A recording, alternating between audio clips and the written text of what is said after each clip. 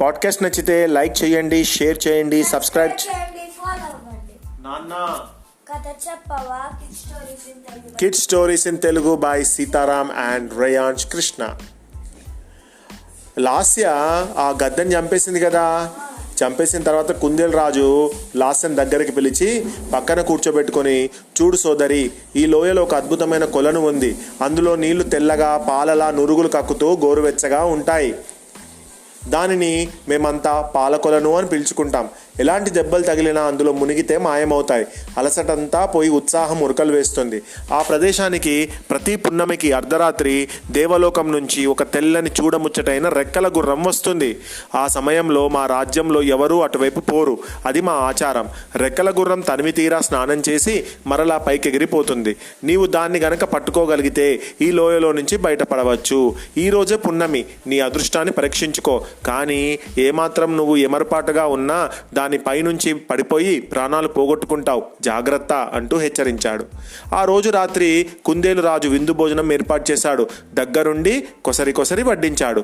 రాత్రి కాగానే తానే స్వయంగా రథంపై తీసుకువచ్చి కొలనుకు కొంచెం దూరంలో ఆపి, సోదరి, మా రాజ్యపు కట్టుబాట్లను రాజునైన నేను కూడా అతిక్రమించకూడదు. అదిగో కనబడుతుందే, ఆ తోటలోనే పాల కొలను ఉంది. నీ ప్రయత్నం ఫలవంతం కావాలని, నీకు విజయం సిద్ధించాలని కోరుకుంటున్నాను అంటూ సాగనంపాడు. లాస్య నెమ్మదిగా చిన్న చప్పుడు కూడా కాకుండా పిల్లిలా అడుగులు వేస్తూ తోటలోకి అడుగుపెట్టింది. ఆ తోటలో అద్భుతమైన కొలను కళ్ళను కట్టిపడేస్తూ ఉంది. ఆ తెల్లని పాల కొలనులో ఎర్రని తామరలు మిలమిలా మెరుస్తున్నాయి. కొలనులోని హంసలు ఆ తెలుపు రంగులో కలిసిపోయి దాగుడుమూతలు ఆడుతున్నాయి. ఇంకా సమయం 12 కాలేదు. చిన్న కీటకాల అరుపులు తప్ప ఏ చప్పుడు లేదు. ఒక పెద్ద బండరాయి వెనుక దాక్కొని ఆ రెక్కల గుర్రం కోసం ఎదురు చూడసాగింది. సరిగ్గా 12 గంటలకు ఆకాశం నుంచి ఒక తెల్లని వెలుగు కొలనులోకి ప్రసరించసాగింది. ఒక పెద్ద రెక్కల గుర్రం విశాలమైన రెక్కలను చాచి ఆకాశం నుంచి రివ్వున కిందకు ఎగురుతూ వచ్చి కొలను పక్కన ఒడ్డు మీద వాలింది. చుట్టూ ఒకసారి పరికించి చూసింది. ఎవరూ లేరు. ప్రశాంతంగా ఉంది. నెమ్మదిగా నీళ్లలోకి దిగి హాయిగా ఈదసాగింది.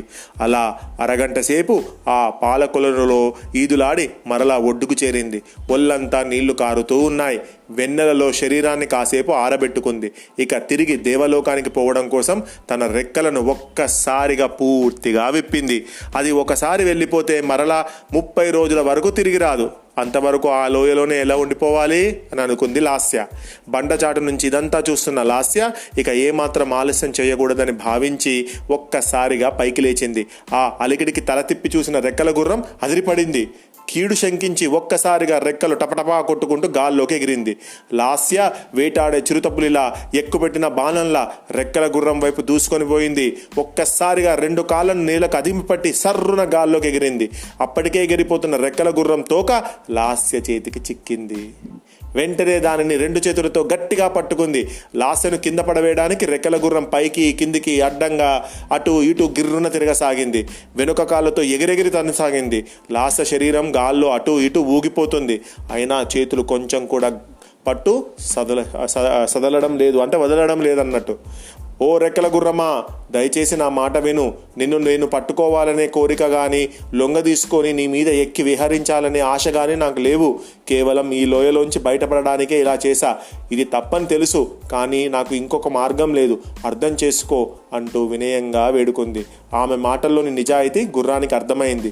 శాంతించి నెమ్మదిగా ప్రశాంతంగా ప్రయాణించసాగింది.